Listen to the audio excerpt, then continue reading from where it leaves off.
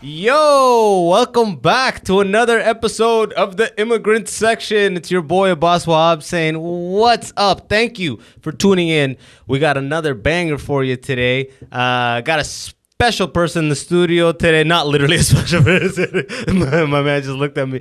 This dude's super funny. I've been seeing him on TikTok all through COVID, Instagram. Finally, I went on this guy's account, realized he was in Toronto, hit him up. The man was down. He came through. Please put it together for my guy, Jesse Georgie. Boss, appreciate you for having me, brother. Yo, I'm real excited to have you. You're like a certified Toronto man, bro. I guess you get on TikTok. Bro, you literally, right? Before this, you were like, you got that CLB and Donda going. That's the most Toronto thing I've heard. Bro, it's slapping. What can I say? Isn't it funny how the whole internet was like vaccine passport and then CLB dropped, and literally. I haven't heard one thing about vaccine passport since CLB dropped. Yeah, bro, everyone's talking about CLB. On my way here, I seen on like signs on the highway saying like don't forget to get vaccinated. It feels kind of like I'm on the same side, like go get vaccinated, but it's kind of like, I don't know, telling people like while they're driving like go get vaccinated. I feel like it's kind of like something out of a movie. Like, you know like I mean? we're gonna get into, you're gonna re-rent the person in front of you. Yeah, you know what I mean? Like, literally. Oh, fuck, dude. It's like, are you vaccinated though? You know, literally. Yeah. Are you vaccinated? I am fully vaxxed. Right? It's just like, it's so crazy. I saw one guy do a video of like asking women like on the street style, like, would you date an unvaxxed person? I'm like, what the fuck is? When did it get to this? You know what I mean? Like, would you date an unvaxxed? Since when did vax stuff?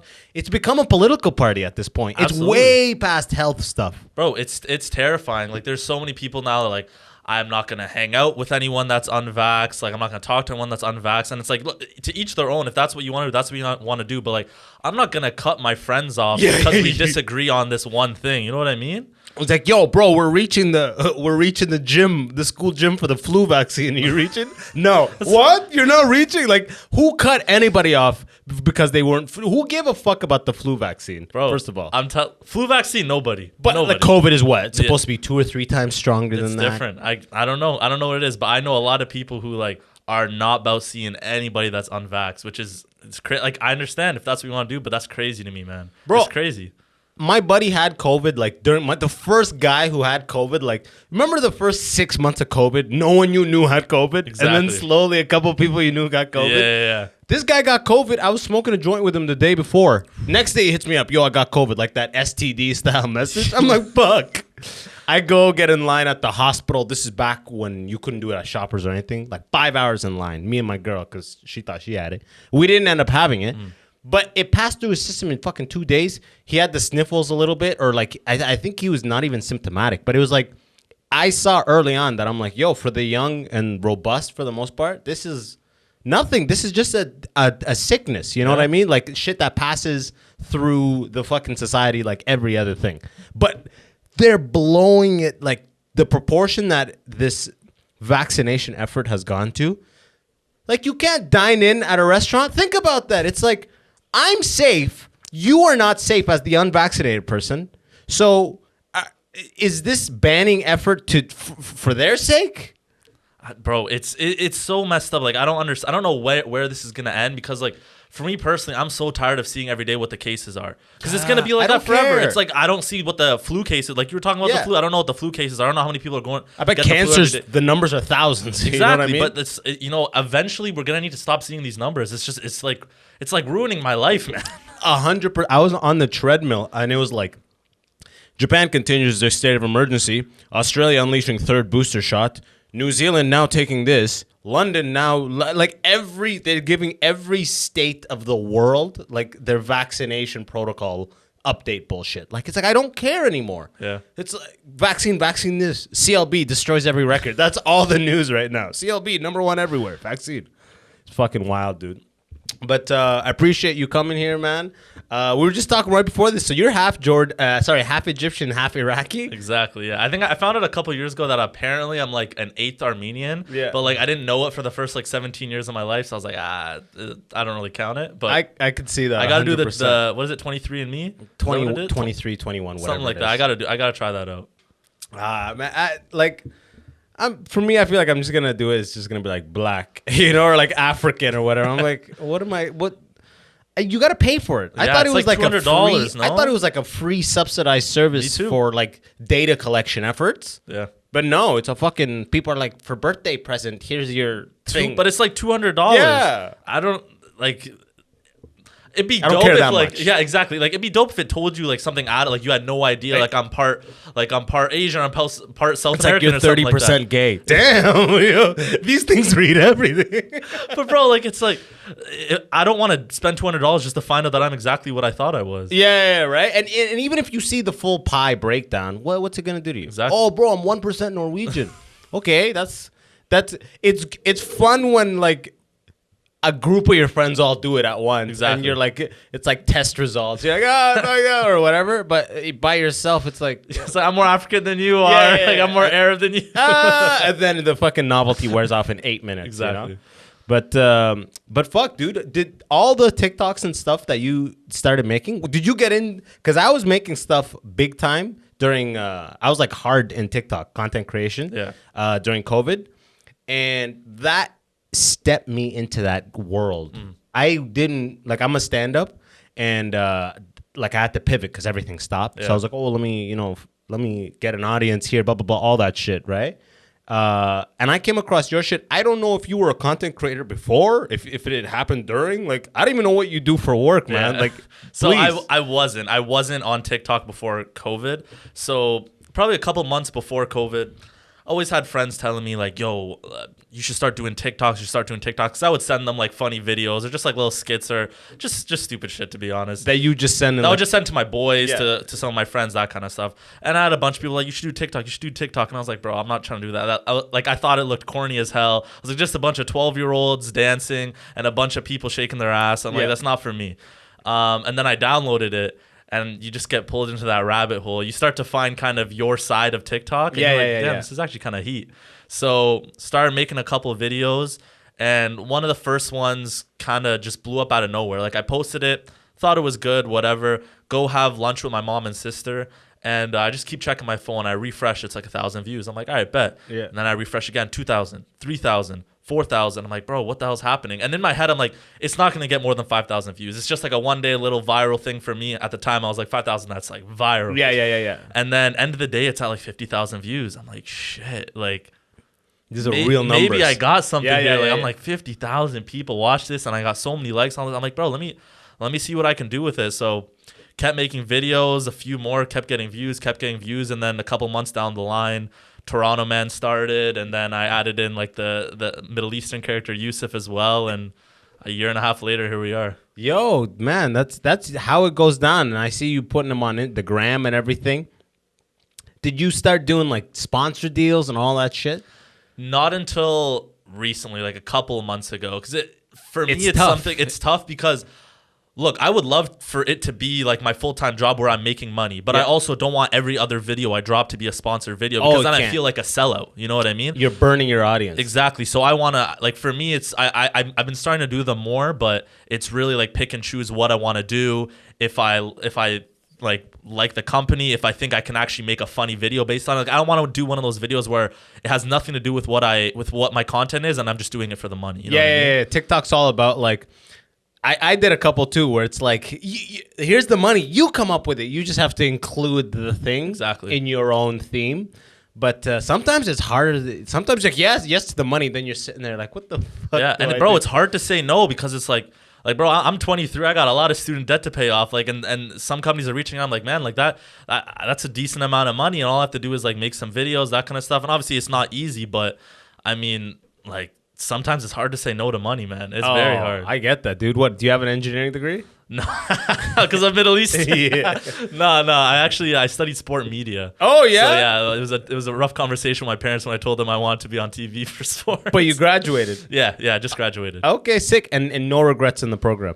No, not at all. Like, so going like grade 12, all my life basically, I was like, I'm gonna be a lawyer. Yeah. I don't know if I actually want to be a lawyer. My It's parents want me to they be a plant lawyer. seeds early on. Exactly, but I was like, You're like, I don't "Nah." want to be a doctor or engineer. Yeah, I Therefore, didn't exactly. I I was wanna like, be so a that's the lawyer. only other option. There's 3 options. Yeah. So my whole life, I'm like, I'm gonna be a lawyer. And then it wasn't until grade 12, I had a girlfriend at the time who was like, you love sports. Like, why don't you try and do something with that? And I'm like, is that really even a job? Like, do people actually, can you go to school for that? And then I found Ryerson's sport media program, and I was like, maybe I can. And I told my parents. My dad was cool with it. He's a huge sports guy. But telling my mom that was it's like heartbreaking. it was a little bit. But as soon as I told her, like, it's like I'm smoking crack. Literally, yeah. It's like I give up on life. But I told her, I'm like, look, I might be on TV one day. And as soon as I said that, like, my mom, like, all she wants to do is see me on TV and tell her friends, like, yeah, my son's this big shot. So once I said TV, she was on board. That's so funny. I've said this before, but I have an engineering degree, and I was an engineer first. Like, in your scenario, I would have became a lawyer and said, fuck that, and gone into the sports stuff. So it's good that you nipped it in the butt and we're like, let's just think about what I actually want to do and do that. Because I wasted a lot of time. Looking at it now, like, thank God. No chance I would have been a lawyer. There's no chance. Not for me. Not for me. It's awesome you were honest with yourself early. A lot of people can't be. A lot of people are like, yeah, but it's like, fuck honesty. It's like, this is my path. It's been written. I'm going to be one of these things. So I did all that and then got out of it and like hopped into this world. And my parents, they thought I lost my mind, right? Because I was an engineer for 3 years, and I was like, "Fuck all that." Oh, so you had the job, and like you were doing it. Well, I was in Silicon Valley, like really, like in San Fran, like program manager for a tech startup. You just said, "Screw it, I'm gonna be." Well, like I got fired. That helped. I got laid off. The company went bankrupt. Yeah. But when I came back to Canada, I'm like, "Fuck, no more engineering, man. I'm done." Like at that point, I already been doing open mics every night for a year. Okay. So I'm like, I'm just going to go fully into stand-up. And I told you I'm from London, moved to Toronto. And for a couple of years, my parents were, they're like, this guy's lost it. He's lost it. A screw's loose or something, right? And then I booked some McDonald's billboard. They're doing a spicy, I don't remember a couple of years back there, they had billboards all over that were like, what's your spice face? And like you would have a thing. Bro, I'm a McDonald's connoisseur. I love that. So yeah, I know all the ads. I know exactly what you're so I was about. the black guy. They had an Asian guy and a white guy and a white girl and a black guy. Yeah, 100%. I have a whole bit about it. When I showed up, it was like a deck of cards. Yeah. McDonald's wants one for everyone. But when my mom saw me on that billboard, that's it. That's it. I didn't have to, and it has nothing to do with stand-up at all or the efforts I'm making. But seeing that was enough to be like, okay, you're good, dude. Keep doing your thing. Clearly, you got something figured out. What about your dad?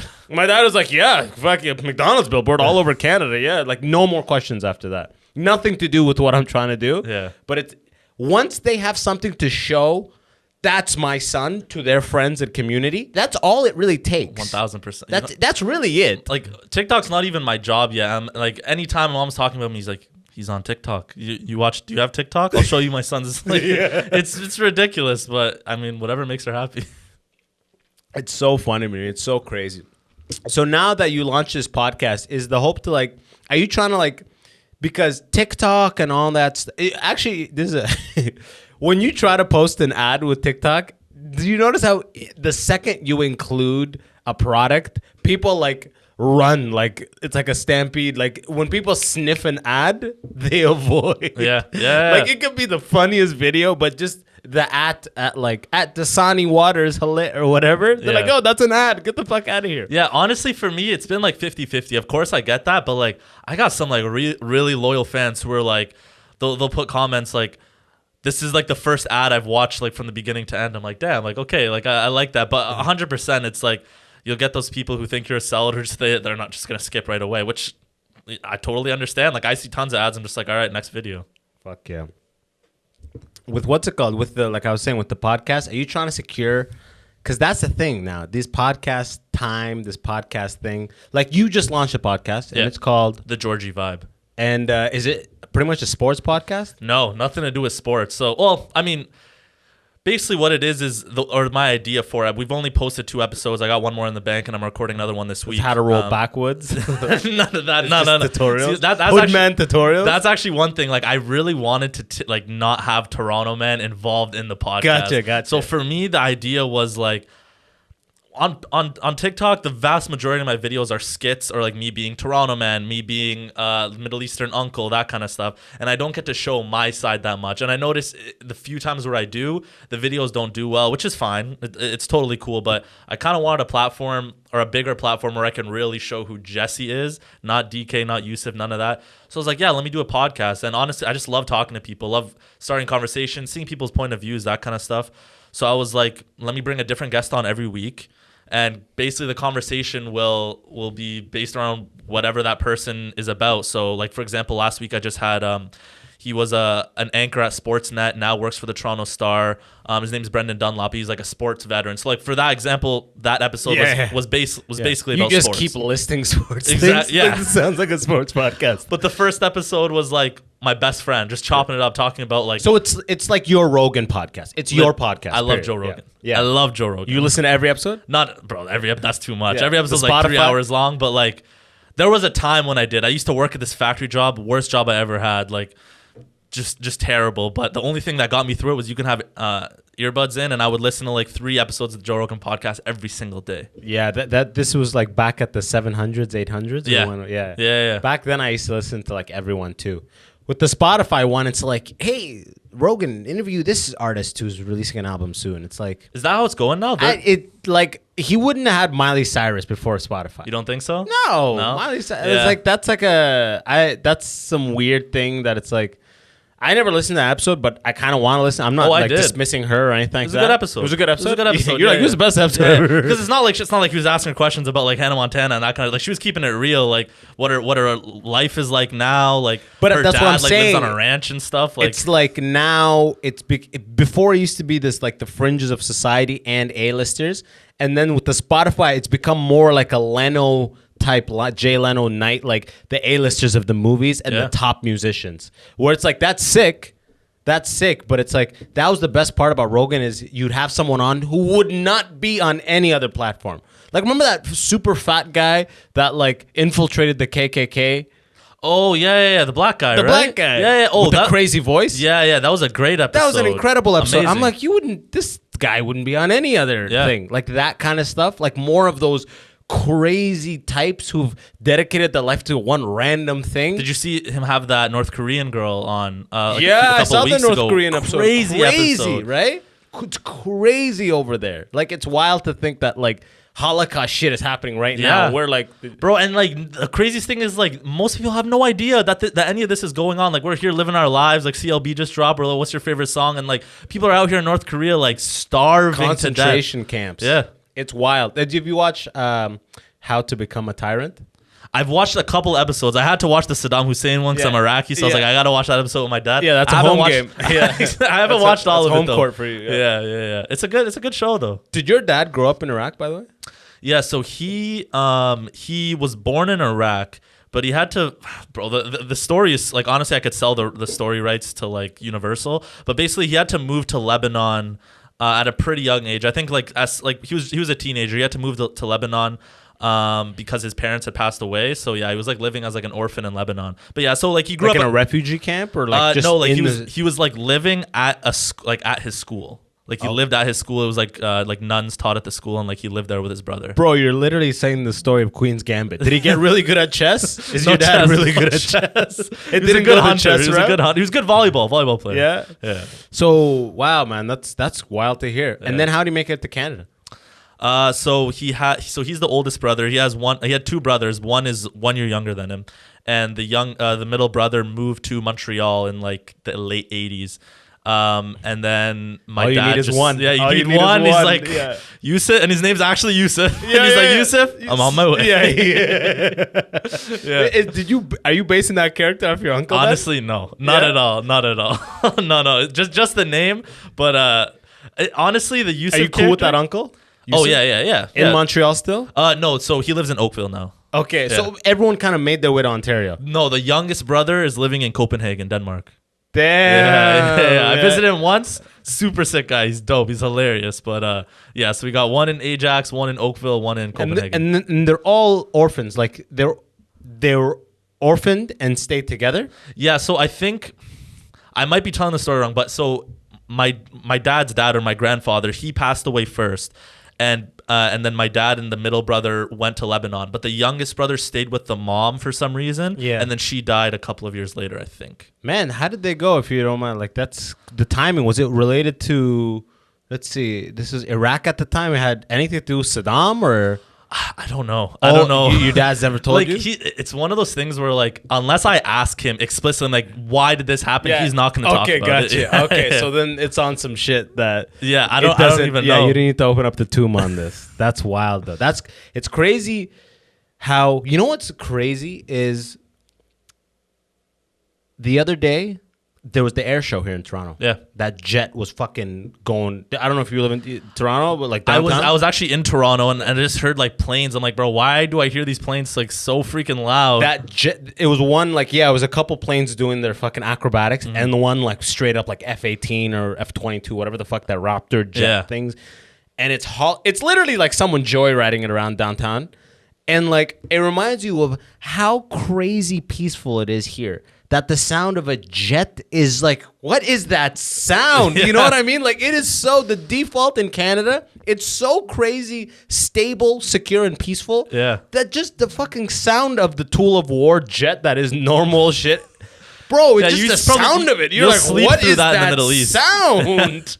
Like, someone click snooze. Yeah. Bro, you literally sleep through that in the Middle East, in a lot of areas in the Middle East, a lot of places around the world. Like, but here, it's like, this is like news. I'm like, gee, like that sound is so like, I've honestly heard more lions roar in my life than hear that sound. You know what I mean? Like, there's at least a fucking zoo around here, right? Yeah. Like, it's crazy how peaceful it, and it's so easy to take for granted what we have here, because my parents I was born in Sudan too, and I came when I was 6, so I started grade 1 here. So I'm pretty much like a lot of people, unless I tell them that, they're like, you seem like you were born here. Yeah.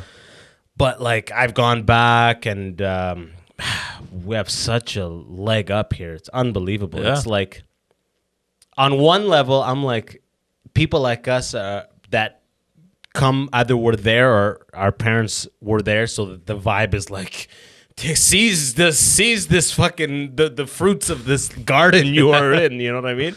That vibe. On one level, I'm like, man, if we don't do it big, we're wasting it. But then on the other level, it's like, man, it's such a privilege to just be able to live peacefully. You don't have to like kill it by some like Hollywood standards to justify being here. Absolutely. It's like, just live a good life. No, 100%. Yeah, it's tough because like a lot of us kind of get that pressure from our parents, that are like, man, we came here, like my dad like went through a civil war, like my mom like living in Egypt, like it wasn't easy. They came here to make sure that we have a good life. So it's like, if you don't meet the highest expectations, then you're kind of like a failure. Exactly. Yeah, but no, I agree with you. Which is not true. Yeah. Because remember, at the end of the day, and a lot of, I say this a lot because there's a lot of like young kids who listen, who are like in that grade 12 where they're like prepping their 6 courses. What am I going to do with my life? Yeah. That shit where it's like, sure, your parents are pushing this, and this, but remember, society needs fucking 10,000 other professions to operate. Yeah. So if you know you have a passion in one of those, I would say pursue that thing over these coveted list of things. Yeah. Because over the long course, it's gonna serve you way more to be in a thing that you're actually passionate in. 1000%. Where interest is actually the driving force of what you're doing, rather than hunger for money. Absolutely. I get in this like kind of conversation with my mom all the time, because she always wants me to like get a job that gets a lot of money, and money's everything, you know what I mean? Because obviously she didn't have a lot of it growing up. But for me, I tried talking to her about it all the time. I'm like, look, money's important. Don't get it twisted. I know it's important. But for me, the most important thing is doing something that I wake up every day and I'm actually excited to go to work, or actually enjoy what I'm doing. That is, for me, way more important than making money. Yeah. I mean, that's lost on a lot of people. Like, to a lot of people, that may sound like, oh, that's that broke nigga talk right there. Yo, that's that broke nigga talk right there. You know what I mean? But bro, I'm telling you, I know a lot of people who got a lot more money than me and they're not happy. Yeah, dude. So it's like, so what am I doing it for? So what am I doing it for? Like, you get more money, okay, it solves a lot of problems, it just creates new problems. More money, more problems. Exactly. Bro. Like, people... And it's hard to explain to people of that generation that are just like fucking running towards stability and security. You can't explain to them. It's like, it's what I want to do. You know, like, shut up and fucking get the secure thing. Yeah. All we know is that society will always need doctors and engineers. Yeah. And Lawyers, that's debatable, but doctors and engineers and lawyers and business people, like, so we're pushing you, we're hedging our bet, trying to push you into something that is needed. Forget about what you like. Let's make your skill something required. So, which is a very reasonable thought to have for your offspring. You know what I mean? Like to take care of them after you're done. Of course. But it's like really the best thing to do, which isn't an immigrant thing to do because this is a very privileged thing, is to find out your kids' passions and interests and cultivate that. Yeah. That's something that like a lot of white people, like my white friends growing up, they'd be in multiple sports. Yeah. And they would on the way driving back, they'd be like, so how are you liking soccer? And they would have feedback with their, like, they would be like, I was not like that for me, bro. It's like we paid for the soccer you're playing. Yeah, exactly. My dad, fucking 20 years, he's making fun of me because in third grade, I put me in a house league and I'm standing there biting my nails because I have anxiety from religion. What position did you play? I'm fucking midfield or some shit. He's like, go. The whole drive, he's like, yeah. You're not even, I pay for this and you just biting it. I'm like, bro, I'm not even about the soccer. It's like that, man. And like you're talking about stability. Like stability is important, but I feel like in our generation, it's becoming less and less common. Like especially in my field, like sport and media. Like they tell us from the beginning, like the vast majority of jobs in the sport media industry are freelance. Like producers, directors, it's like most people don't have a job like, oh, I'm a producer for TSN or ESPN or sports. It's just I'm a director and I'll get hired from whichever company hires me. You know what I mean? Yeah, but the way that these freelance jobs work is they pay you a lot more for a small concentrated project. Yeah. You may be on your own fucking in limbo for 4 months without anything. With no benefits, no nothing. With no nothing, and that's on you. You know, like you pursued this thing. But that project you did that took what, a month? That's gonna be 3-4 months of regular shit. Yeah. You know what I mean? It's not like if you work a month, you're getting paid a regular month of a job. The job stretches out your salary. Exactly. So you're covered for the year. And that gives you freedom. It gives you freedom. And forget even the freedom. If you it's just about waking up and being like, I want to do this thing. Yeah. If you don't have that, fuck it. Exactly. Fuck it. A lot of people sleep on that, man. A lot of people just roll with the punches and they're just like, hey man, I don't like this job, but it pays, so I'm gonna keep doing it. It's like, man, you can live a completely different life. And don't get twisted, like you said, it is absolutely a privilege. There's a lot of people who are in a position where they can't quit their job. They can't just be like, no, I'm gonna go do this because this is what I want to do, because they got responsibilities, they got people they gotta take care of.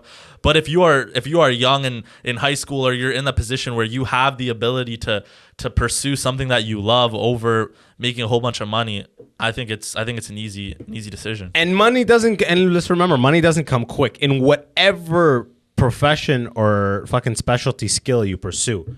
Money is always that long fruit harvest that like seasons down the road. It's never like, I want to be a doctor. Okay, so for your undergrad, for your medical school, to your residency, and then that's 10 years in. And you're hundreds of thousands of dollars in debt. But you've got six figures and you're going to get a house right away because you're probably settling down. You're in your early 30s. So it compounds. You get money for sure, but it comes at a cost. And everything is like that. So it's like, I've made money.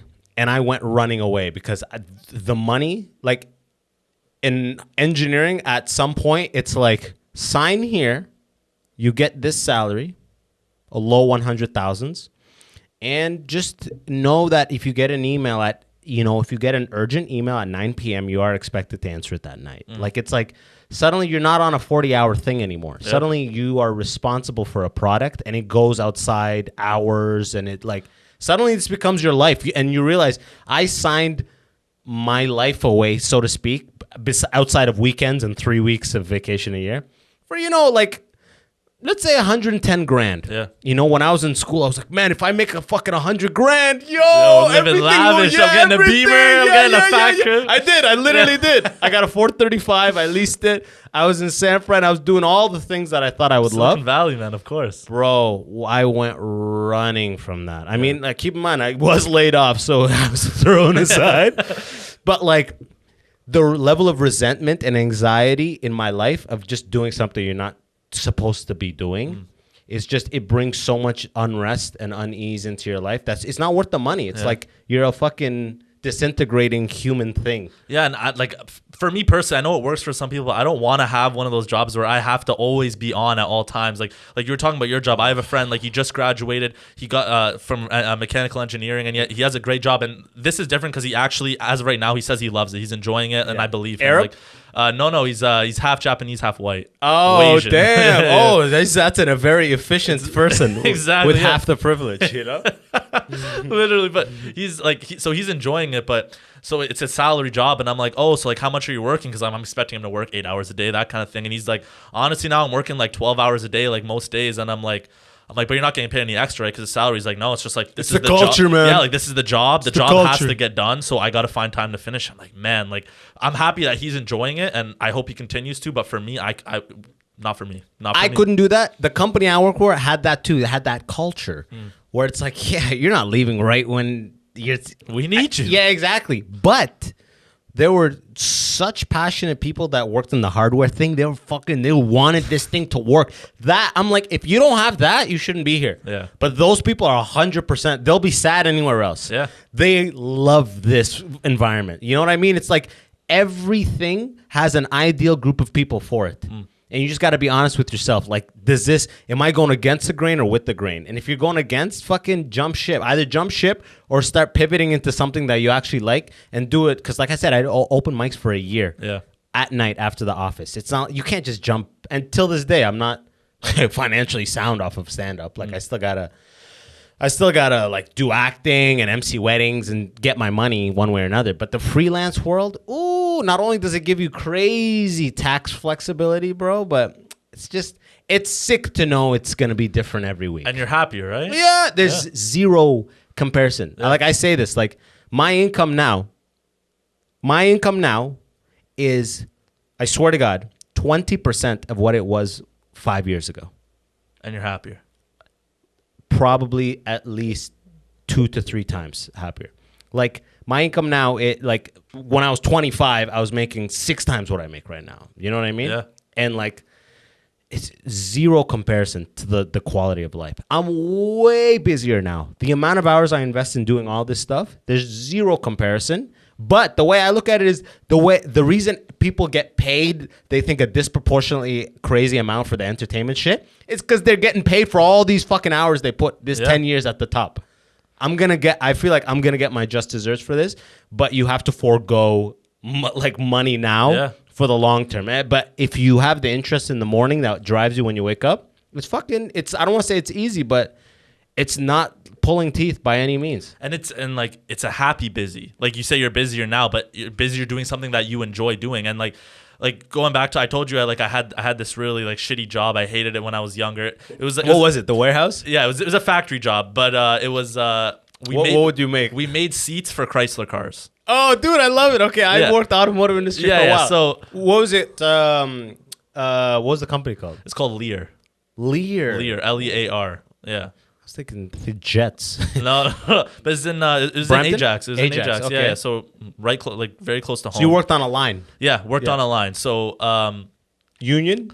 Yeah, but like I wasn't even there long enough to like see that get any of the benefits that route. Yeah. But so I started doing that job, and like you said, like there are people who like I saw like love doing that stuff, but for me, like, look, nothing wrong with the job specifically, but the whole time I was doing that job, I'm just like, man, I hate this. Yeah, I hate this so much. Like doing the exact same thing for 8 hours a day, just like, and I've tried so many different roles. They were all the same. I was like, okay, put 6 screws in. Yeah. Hit the button. Next chair. 6 screws in. 8 hour. I'm like, this is mind numbing. It was just messing with me. Yeah. And the rest of my day, I would just be depressed for lack of. I'd just be sad. Like either there's 2 shifts. It's a robot's job. Literally, it was either 6 to 3 job, 6 a.m. to 3 p.m. or 3 p.m. to 11. So if I'm doing the 6 p.m. to 3, after 3, I'm just sad the rest of the day. I'm like, I want to go to sleep. Or if I'm doing the 3 to 11, I feel like I have no day to enjoy. That's why there's a lot of people I know that it's like they're very talented in one artistic thing and they're still hanging on to the day job, which I get for financial reasons. But I'm like,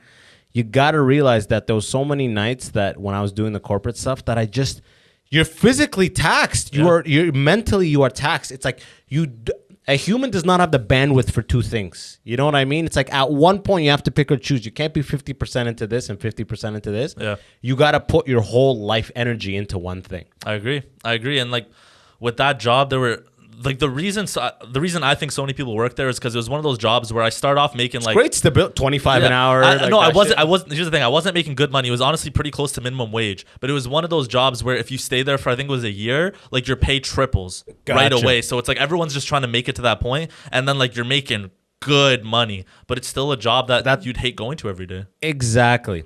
And I went to Calgary about 10 years back to visit like 6 years back to visit my buddy. Do you remember Calgary when everyone, like 10 years ago, everyone moved to Calgary? So that's Do you where the remember money this? was. That's where the jobs bro. were, It was the fucking job. Like, I don't even know what to call it. It was like an oil rush or whatever the fuck. Everyone was moving there. Yeah. And I went to visit my buddy 6 years ago. Nobody is from Calgary. When you go there, nobody has roots or memories from Calgary. Yeah. They're all there just to work. And the whole conversation was like, yo, I know this fucking warehouse, bro. 26 an hour. You start 2 weeks like this. Yeah, but yo, I know this overnight cold storage spot. Yo, 30 an hour. Like, it's all, the whole conversation was comparing hourly rates.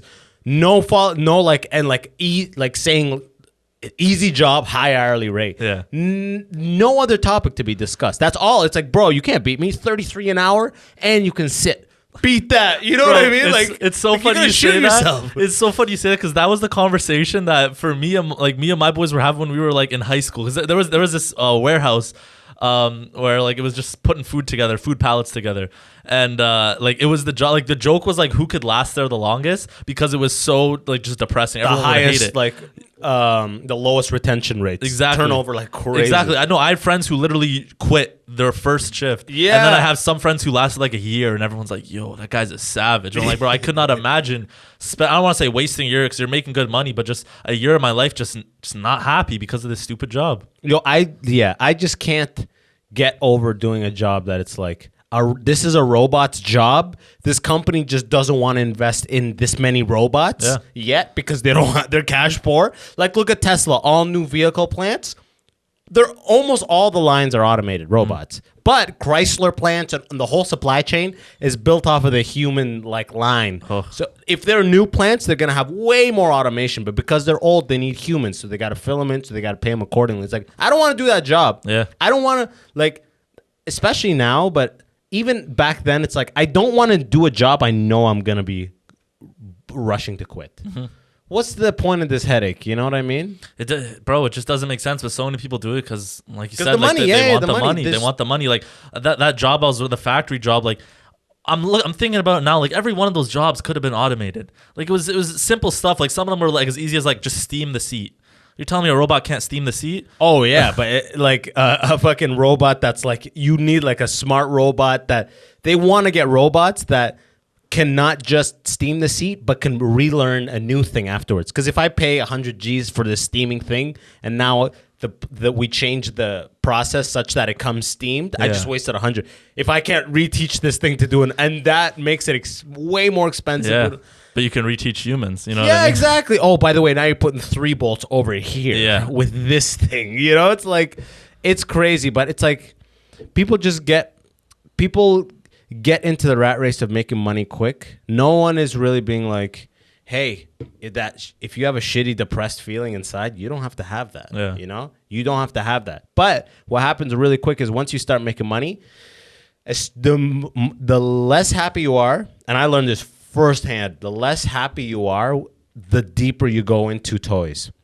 Travel is one of the best ways to spend money, in my opinion. But still, I used to travel as a form of escapism, not as a form of like curiosity to see the world. It's like, where would you go? I gotta get like I've been to Japan, I've been to Europe, China. I was saying I worked in China a little bit, but like I would just get the fuck out of this office. Like it's my vacation. Like, you know what I mean? It wasn't even like, and now to just give another example of like, now when I come back from like a trip, I'm so excited on the way back. I want to come back. I don't like leaving I call this like the mothership or like, what's it called? Like what's mission control kind of thing. Like I don't want to leave.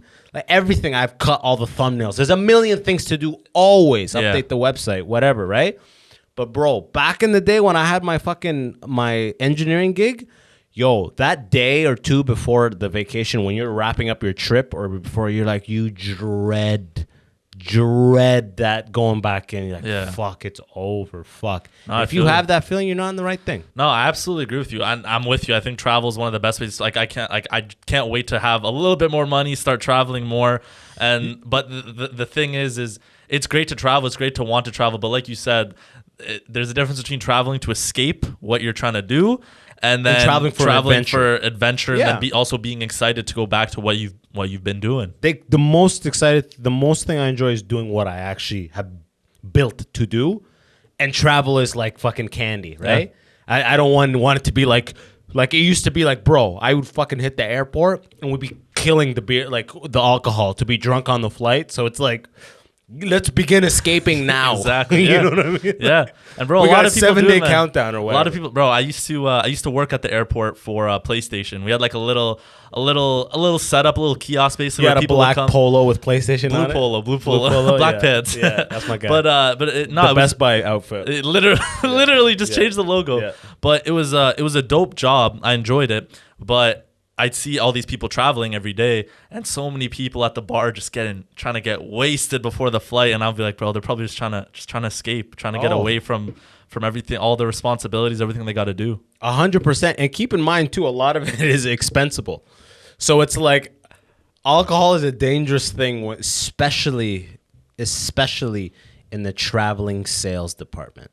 For those people in the traveling sales profession, alcohol is like a double-edged sword, because you want to take out a client for a steak and drinks, you know what I mean? And like cushion up to them, right? Because it helps the account or whatever you want to call it. But at the end of the day, those two things get tied in a way that you can't untie, where it's like they're drinking. Like, I worked with a VP of sales one time who was a fucking straight up like alcoholic. And like I saw this where it's like they measure their success by the higher level of lounge access that they have achieved, because they fly so much and accrue so many hotel and flight reward miles that they're in the highest lounges drinking whiskey but in a nicer chair. You know what I mean? Exactly. Like getting fucking paler and bigger nose and bigger fucking everything. Like, it's rotting you, but like you've just gone on the rat race of making sure next year's income is higher than this year's income. Yeah. And then that's a fucking dirty cycle. Yeah, exactly. I was gonna say it's a cycle, because you put yourself in that world, and now it's all you see, and it's all what you're surrounded by. All your friends are doing the same thing. All your coworkers are doing the same thing. It's just a vicious cycle. And the deeper you stay in it, the longer you stay in it, the harder it is to pull yourself out of there. Yeah, because you're going to get a 3 Series lease, right? And then you're going to get a place. And then what's going to happen? There's no way you're going to downsize your place or go with a fucking like, or get a Camry after that. You're going to get a 5 Series, or you're going to go Mercedes, or you're going to get an Audi, and you're going to get a bigger place. You always have to step up. You know what I mean? Like, it's just human nobody nature. wants to take a step down. It represents that you are progressing and moving forward. And especially during like when you're in your 20s and 30s, it's like, I'm supposed to be moving up. I'm not supposed to be taking a step back, and that's kind of how it's viewed. Exactly. That's why I leased, bro. 23, I went into BMW. I leased the 3-year lease for a car that was 25% of my net income a month was the lease. Really? Yeah. 25%. But I grew up broke. I Yeah. made 4 G's after tax. You needed It was that a G. Beamer. You needed that Beamer. Yeah, and I always dreamed about going to a dealership and fucking ordering a Beamer. Yeah. Like telling him I want it blue and I want this stitch and I want a 6-speed, and watching it being built in Germany and calling. You used to call a hotline For updates? and give the last 7 digits of your VIN number, and they'd be like, your vehicle is being painted. You're like, I know you were loving that. I loved it, bro. Literally, I was like your age, bro. I graduated. I moved to Detroit. I got a job as a program manager in the automotive industry for a supplier that made fuel tanks. Okay. And year 1, it was awesome. I was in the 435. I was all young. I was fucking like, I killed it. I got an engineering degree. I'm doing thing. Year 2, it's beginning to be like, fuck, dude, this 1,000. And I only have 24,000 kilometers a year I'm allowed on this car. Really? So, and I'm way over. So then you got to pay more. So I'm not, no. I drove so much in year 1. Year 2, I was like, okay, now I gotta adjust. You gotta walk to catch up. Yeah. So now I don't have money to spend because I'm in debt, because I don't have money to put towards my debt, and I can't really go anywhere because I'm way over on my kilometers. And that was the moment that I was like, oh my god. And I'm sitting there in Detroit alone. You know what I mean? Like, what am I doing? And I hate my job. Yeah. What the fuck did I do? Bro, and that like car culture in general, man. Like I got so many of my friends now, like always talking about like I want to get this car, I want to get this That's car. a Brown and Arab boy thing, bro. Tim Hortons, you got the fucking cold air intake, bro. You know what I mean? Yo, you hear it? Yo, when I downshift, she fucking, you hear that whistle? That's nice. That's nice, Bro, but shout out my dad is like the complete opposite. Like shout out my dad. A few years ago, he's like, I need to get a new car.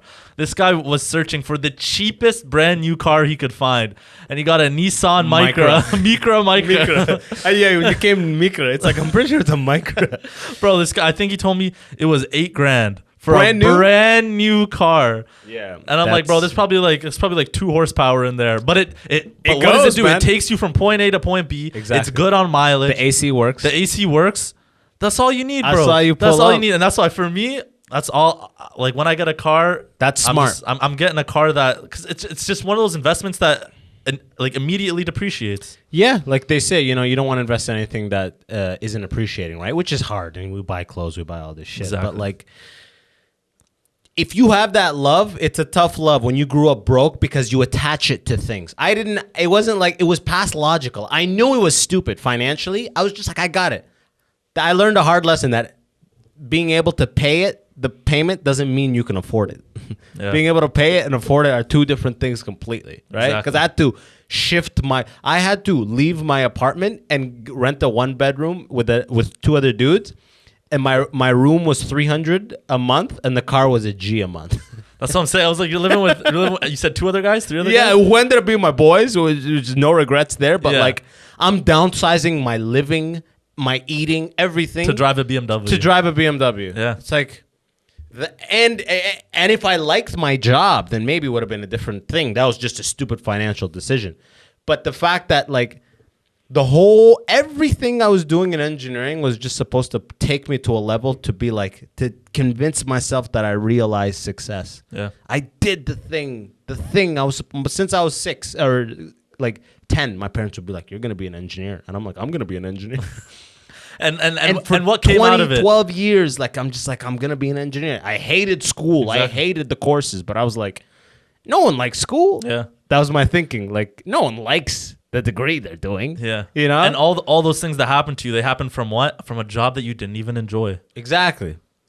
But is an amazing lesson to get early on, because I'd hate to have that at 35 Yeah. with 3 kids and a fucking $600,000 mortgage, you know? And bro, that's what I've had friends who like after first year of university, they're like, oh man, I don't like this at all. Like I don't think this is what I want to do, but like maybe it's too late. And I'm like, bro, first year of university is nothing compared to full-time job, all this debt, you're in your 30s. Like Jump ship. screw the 1 year and Yeah. like sure you lost a couple grand on some class. Like I did that my first year.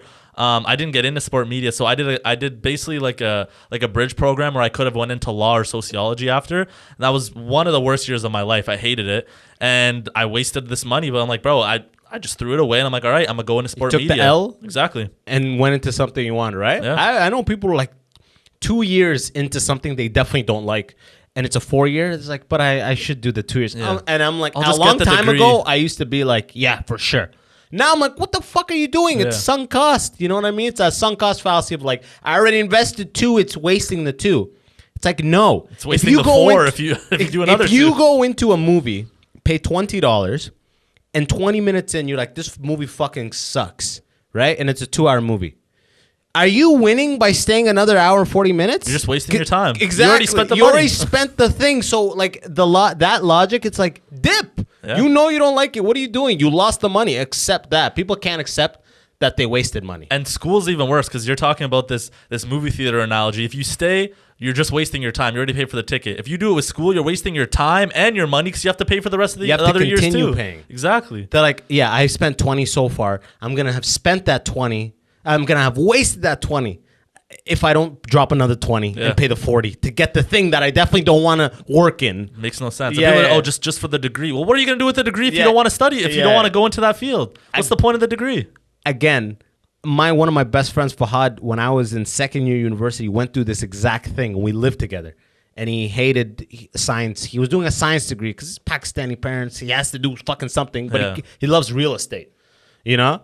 And he's like, bro, I'm thinking about dropping out and doing my real estate license. I'm like, bro, man, don't fucking do it, man. Just finish the science degree, dog. I'm second year in university. I hate my shit. How deep in was he to the science program? We were both second year. Okay, so you're just 1 year in, and you're in your We finished 1 year, and we're starting second year. Gotcha. And I'm like, man, do it, bro. I'm like, bro, just finish it. What are you doing? That's stupid, right? He ended up not taking my advice. Good man. Yeah, he dipped. He got his real estate license, and it was like the best move he ever did in his life. He's killing it in real estate, and he's the most go-getter guy I know. Like, I love this dude to death. He fucking, like, people are like, I want to make an app and like have an app idea. Most people never will do anything. I have a sick app idea, and nothing will come of it, right? This guy got on the fucking world internet, found developers in like all these countries, quoted different developers, built this app. Real estate app? No, not a real estate app. Oh. It was like a deal app where it's like, I forget, like it ended up falling through, but he dropped money on it, and he made a serious attempt and invested serious time to make this thing work. And I was like, man, kudos to you. It failed. But like, who does that? Yeah. No one does that. And he took all his real estate gains. Like, it was a passive thing. He's the type of person that knows everything is fleeting, So it's like, real estate game is good right now, but I can't have all my eggs in this basket. I got to be like doing this. I'm looking at franchising. I'm like, he started another company now. He's a serial entrepreneur. He had no business being in that fucking science degree. That I was like, finish it, yo. So it's funny how like hindsight's 20/20, right? Absolutely. But if he listened to me and just listened to his peers and didn't follow his gut, he would have been in a worse position, 100%. Yeah, bro. And there's so many people in that position, whether it's pressure from their parents, feeling like it's the only option they have, or they're already a year or 2 or 3 in, and they can't go back now. Or a lot of it, they're afraid of going back because now it's like, at least with this thing that I don't enjoy, there's a path. You can see what you're gonna do, but if you don't follow that path, unknown. Now what are the options? Yeah, which I do get and I do empathize with. That's a scary thing, but I'm just happy that you fucking didn't go into law and you did this shit. So now what I want to know is what's good for you now? Like, are you trying to get a job at TSN or like? Yeah. What's the deal now, bro? Honestly, I don't know. Yeah. Can you parlay this audience into it somehow? It's a very good question, which I still don't really have an answer to. So out of or 4th year of university, got to get an internship. So I did an internship at TSN. Enjoyed it. It was a great job. I very much enjoyed it. And there's potential of me. Is TSN Toronto Sports Network? It's I think it's the Sports Network. It actually the T stands for the. I think. That's no way. I might be wrong, bro, and I work there. Yeah. I don't know, man. You don't work there. Oh, you did work there. I did. Not anymore. Yeah. There's a chance that I might return, but it was just an internship, so the internship finished. But in terms of what I'm doing right now, like we're talking about it, for me, happiness is the most important Sports thing. Network, you're right. Hey, let's go. The T stands for the. Like, that's so whack. But like what? Yeah, just put a T in there. Yeah. But yeah, so right now, like I said, the most important thing for me is finding something that I enjoy doing. So right now, I don't have a ton of expenses. I'm living at home. I just graduated. So TikTok I've been getting more and more sponsorships. You asked me about that. So I've been making a little bit of money on that. And like I said, not too many expenses, but down the road, I definitely want to see what TikTok has for me in the future. And like you said, I don't want to have all my eggs in one basket. That's kind of one of the reasons why I started the podcast, because I feel like not just I can do what I want to do, but down the road, if the podcast becomes something big, I can maybe make some money off that as well.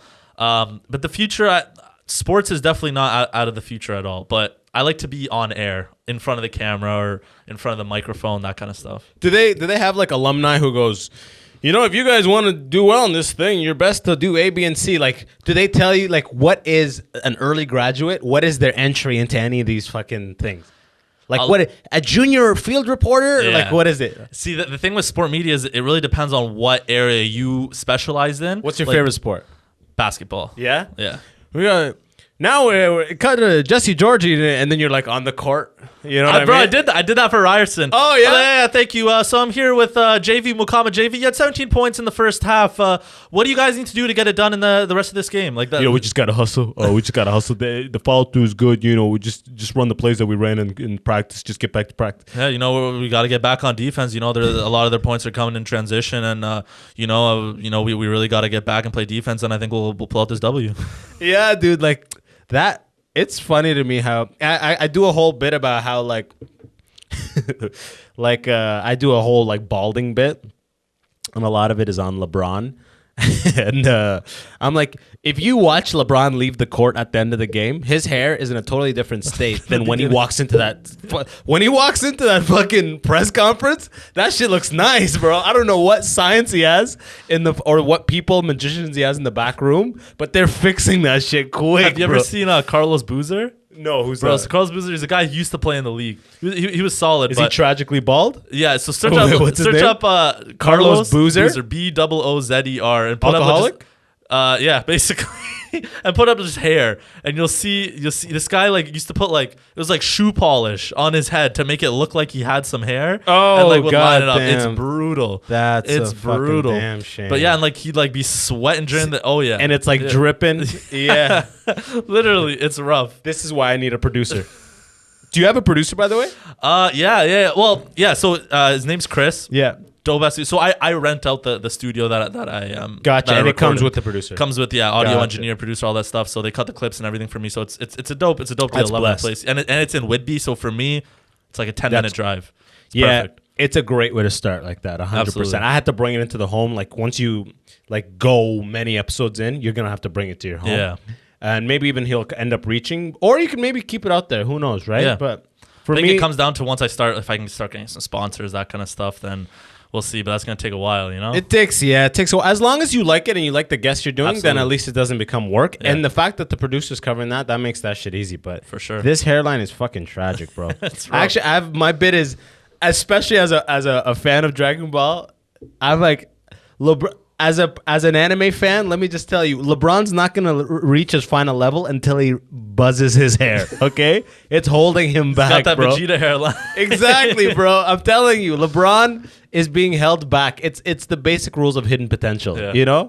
has to cut that shit and fucking dunk it on. I'm just everybody. surprised he hasn't either gone bald or like gone to Istanbul for some hair transplant. Bro, it doesn't work with bro. Again, I cover all this on stage, but it doesn't work with black guys. That Really? curly hair shit, that hair transplant shit doesn't For seem real? to. Yeah, I mean, I've never seen it work with like, unless they're like mega rich. Then Yeah. I don't know what the hair science they're 'Cause, bro, doing. my best friend, he's Ethiopian, and we have this conversation all the time. Is 'cause, his like, hairline fucked He up? has terrible hair genetics. His dad's bald. His brother's been bald like since the 20s. Born bald. Yeah. So like he's like, bro, I don't care. People can diss me. I'm going to Istanbul. I'm getting hair. So you're saying it's not gonna work, eh? Or it probably Man, won't work. Well, God, you know what I mean? God God bless your guy, bro. I actually would like him to go and attempt it for science and come back. I'll let you know. because- I'll send you the before and after. Yeah, dude, fuck. It's rough for us out here. And the only good thing is that being black and bald works. You know? Oh, absolutely. That's the only why, blessed I thing. don't think LeBron would look bad bald. No, he wouldn't. He'd look way better than he does now with this huge spot in the back of his head and the hairline going further and further back. Exactly. It's like, hey, LeBron, you're a billionaire. Just shave it. Just like no one, like what are people gonna like? You're He's one like, of the yeah, greatest basketball players of all time. exactly. What are people gonna say to you? Oh, your hairline, Jordan's bald. Jordan's been bald. Exactly. Kobe, bald. All the all the goats. great. Yeah, exactly. I don't get it, man. Cut it, LeBron. What are you doing? Dunk on everyone and cut it. That's my fucking guy, dude. Man, it's crazy out here. Have you noticed a shift in like the whole TikTok? TikTok is like an ocean or Yeah. like a fucking river with currents, bro. I like been posting shit and like it does well, and then it like doesn't do well, Yeah. and then I have to like reinvent a thing, and it switches again. I stopped doing TikTok when the only way I could fucking get anything to do well was Stitch. I'm like, you know what I'm talking about? Yeah. You know what I'm talking Bro, a about. lot of my stuff when that I was does well like, is duets. yeah, at one point, what was it? 6 months ago, 7 months ago, they're like, man, only do duets and stitches. It's like, that's what I fucking hate about TikTok. It's like, it's a mystery. I don't trust. It's fleeting. To be honest with you, I don't trust TikTok. No, I'm with you. Because the numbers don't add up. I don't know about these numbers at all. Because everyone on TikTok, you know what? There's a common story across the board. When you start posting and you like very early on, they make one of your videos viral. So you get like hooked on the creation. Yeah. All of the people. It happened to you. Yeah. It happened to me. Right when I saw that big number, I was like, yo, this is me. And I went in hard and I gave it a lot of time. But it's like, now that I haven't been posting a lot, even if I have a good idea and I go back in, they don't support it. The algorithm doesn't support it because you're not a consistent poster. Yeah. So it's like there's all this politics built into it that favors the people who like live and die by creating content for this fucking platform. Yeah. No, man, the algorithm, no one knows exactly how it works, but I 100% agree with you. And like, I've spoken with, Nima, right? Nima got blocked off it. Yeah. He just came back. But he got back on? Yeah, he got back on literally, I think yesterday, 2 days ago, I saw his video. I'm like, hey, good to see you back, man. Yo, welcome back, my guy. I saw his videos on there too. I thought they were just playing his videos while he was blocked because it's fucking TikTok. Yeah. But bro, so what happened with Nima? And because him and I were talking about, we met a few months ago, and we're just shooting the shit, just talking about like how's TikTok been for you, and like he said something that is the exact same with me, and it's happened to me now maybe 3 or 4 times. But it's like TikTok, I've had like waves where like 3 weeks in a row, like 3 weeks straight, because I post every single day, or I try to post every single day. 3 weeks in a row, every video is hitting like hundreds of thousands of views, every single video. And then I'll have these stints where it's like 3 weeks where like everything's getting way, like not even 10% of that. Yeah. It's like all 9,000, 7,000 views. And it's like, bro, I'm not making different content. It's the exact same content I was making 3 weeks ago, but now it's getting a 1/10 of a percent. What I'm saying. And I'm like, bro, what is that? And he was telling me the same thing. He's like, bro, it happens to me too. You just gotta ride the wave. And I've rid the wave 3 times and I've come out of it. But yeah, it sucks when you get put in these lulls where it's like, man, like I'm not getting views, I'm not gaining followers, I'm not doing this. And that's why, bro, this numbers game, it's so dangerous. Like in the beginning, it messed with my head so much. Like I need followers, I need more followers. I gained 1,000 followers today. Why'd I only gain 100 followers today? The numbers messed with me. Oh, man. without a doubt. And that's when I was in that too, where it's like once you start getting like, once you see that like 2,000 followers in a day, yeah. It's hard to red update. It's hard to go back. It's hard to go back to 3 comments, 2 followers. Yeah. You know what I mean? Yeah. Could you imagine being fucking 16, 17, hot chick, like little girl who's on there killing it, and she has like 100 million followers? Yeah. Could you imagine what that's doing to your psyche? It messes with you to a thing that's not even reality. Like all of the ones who are killing it are like hot tweens is really what it is, right? And guys who have their hair sideways like this, you know what I mean? The Bieber cut. Yeah, that, and like that's the majority of who's murdering it. And that one black guy who does this thing. Oh, Cabby Lane. I'm not mad at him. Yeah. No, he's jokes. He's gonna kill bro, life. I think he's number 2 now on TikTok. He passed Addison Rae. I think she was number 2, and he's number 2 now. Yeah, like Addison Rae represents what the majority of being successful on TikTok and is. She's leveraging it. She's on a Netflix show now. Okay, like I'm not surprised by it, but she had like every person in the world was following her. Yeah. So everyone will get her on like their platform, their eyes, right? But like for the most part, it's like these people getting this type of like simulated popularity thing early on. It's like, you can't really come back from that. Watch 10 years from now, it's going to be like that TikTok house thing in LA is going to be the very depressing, sad version of it in 10 years, where it's like they were the TikTokers of 2021 and now they're fucking, like doing game show shit in LA. Bro, I'm telling you, man, it's dangerous. It's super dangerous. For me, it took me a long time to get over the numbers and be like, yo, I can't be worrying about this video doing well, that video not doing well, because you start putting value on kind of like yourself. You're like, well, no, I can do better than this. I can do better than this video. It's like, man, there's nothing wrong with the video. There could be something wrong with the video, but not all the time. Maybe it's just the algorithm's not working for you. You know what I mean? I used to have it written up there like a couple little sayings that I would read all the time, and one of them for that reason specifically, because most of COVID I dropped a video a day, and like I was doing what you're doing, like hard content creation, right? So I had one saying in there that said, I read in one book sometime, said, do your work and do it well, and then let go and let God. Do your best and step the fuck back, because it's so hard to do that, but in reality, you only can control the product, right? And if you are like as long as you monitor, I'm making a good product, I'm not just like mailing it in with some garbage, then whatever happens with the result is not, it's in the universe. It's gone. It's out of your hands. And it's fucking hard, right? Yeah. Because you're like, this is just this funnier than the other thing I made. And it's fucking bombing. And bro, the thing is, no matter how big you get, it's never enough. Of course. You'll be at 1,000. You'll be at 1,000 followers. You'll be like, man, look at this guy. He's got 2,000. You'll be at 2,000. Like, that guy's got 10. Or like even when I was at 100,000, like I thought for me 100,000, I was gonna be like, yo, I made it. As soon as I got 100,000, bro, this guy's got 200,000. Oh, and exactly. now I'm at like 360, 370, and I'm like, bro, I can't wait to get 1 million. It doesn't stop. So you have to take the numbers and throw it out the window. Dude, my whole thing in COVID was I want to get 100,000 followers. I got it. And like I checked out of TikTok, dude. I literally checked out because that driving thing, COVID was wrapping up, and that driving thing was gone. Where like, because all I really wanted was that 100,000. And like you said, as soon as I got the 100,000, I looked at the million. I was like, now it's time. And then I was like, fuck, that's 10 times this. Like, I'm not even taking. It was literally like I hit it because you see it. You're like 99 point something. You know you're about to hit 100. I hit it. And it was shocked me how little it felt. Yeah. It shocked me. Like, you could have came into my house and given me Apple AirPods, and I would have been 100 times happier than hitting that 100 grand. Bro, you know? absolutely. And it's dangerous because the numbers, you don't even realize what they mean. You have no control over them. Yeah. Who even knows? It's like a popularity meter thing. It's some weird shit. That's why I think starting a podcast is a really smart thing, especially considering you're good on the mic. You know, I think it'll help. You're clearly a creative guy, and I think it'll help these sports passions that you have. I hope so.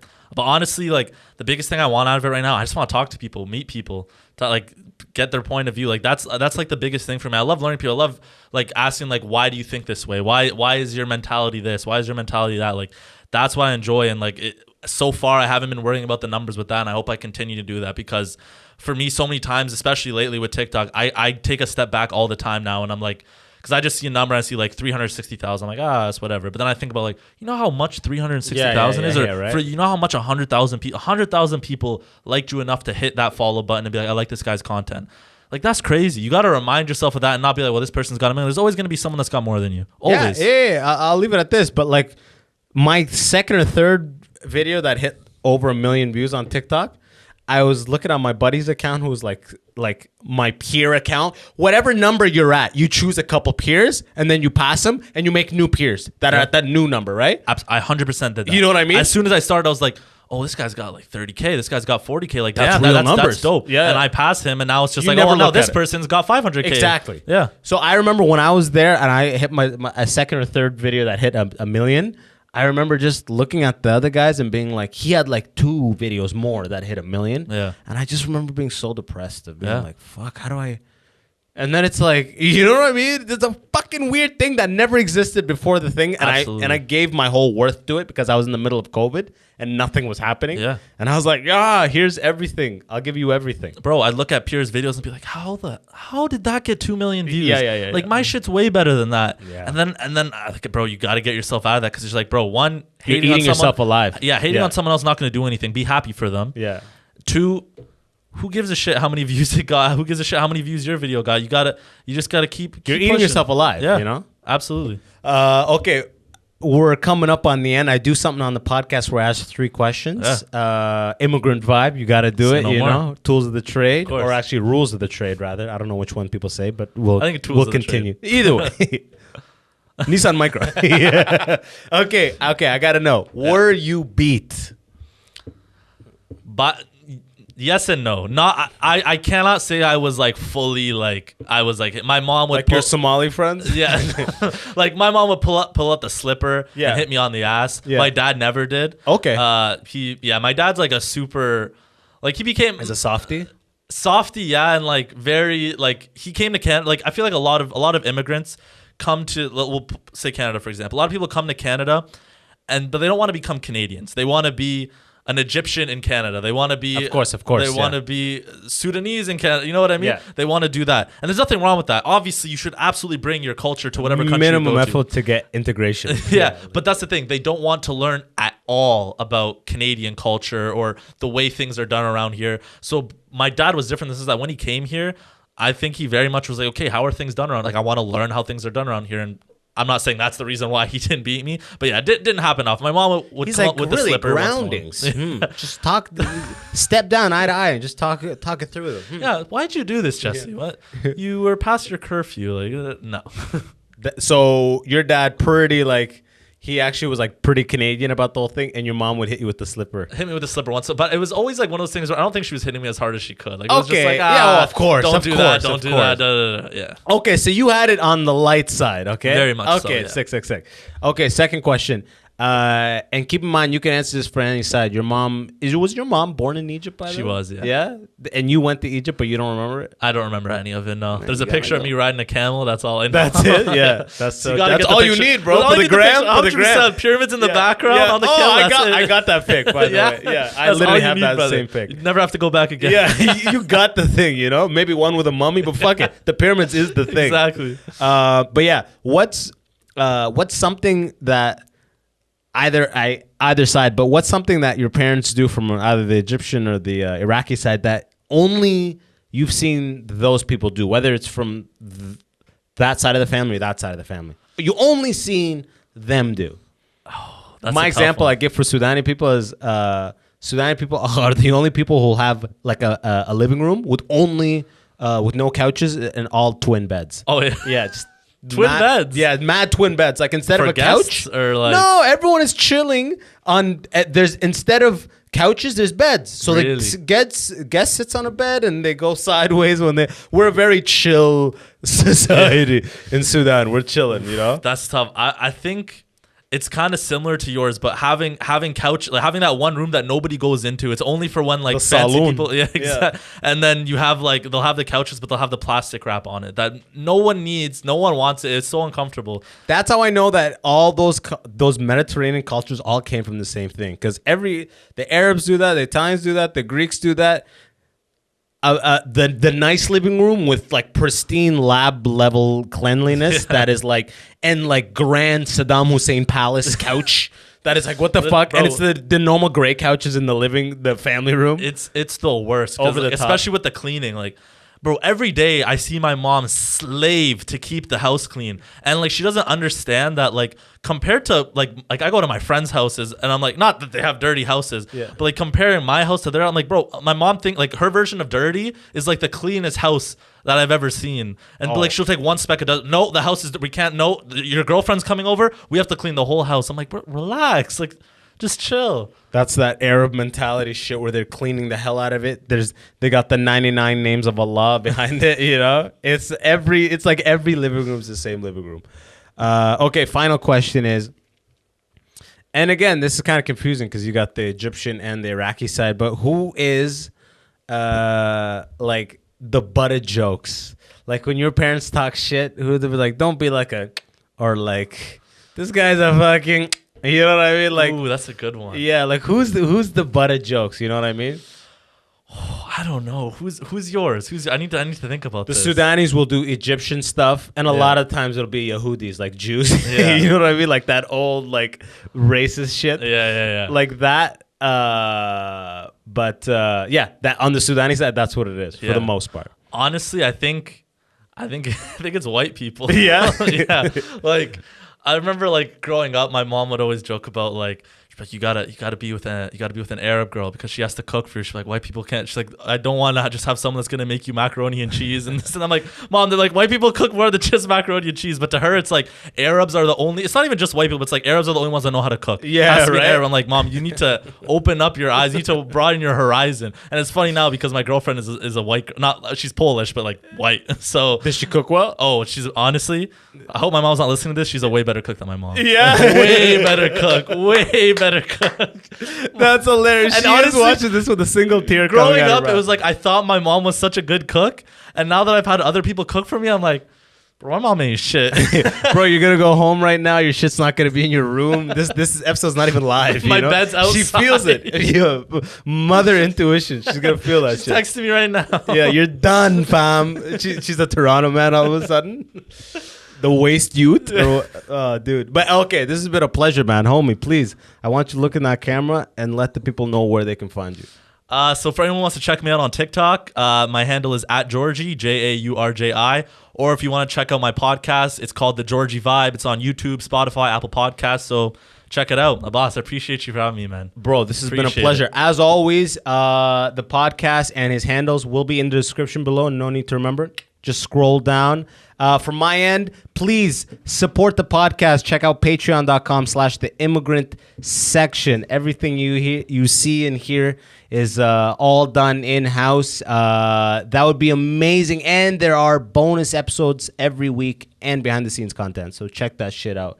Brother, I'd love to get on your pod one of these days, okay? Absolutely. You want to come down? It's in Whitby. You're down to make the drive? Yeah, I have a buddy in Whitby. We'll link him up. 100%. We'll book it after. We're about to book it right here. Absolutely, bro. Yeah. Absolutely. Well, let's talk after. But yo, until next time, y'all have been the best. I hope you enjoyed. Peace. Yo, and that's the episode. Remember, if you liked it, smash that subscribe button so I can give you updates. And until next time, it's your boy, Abbas Wahab. Easy.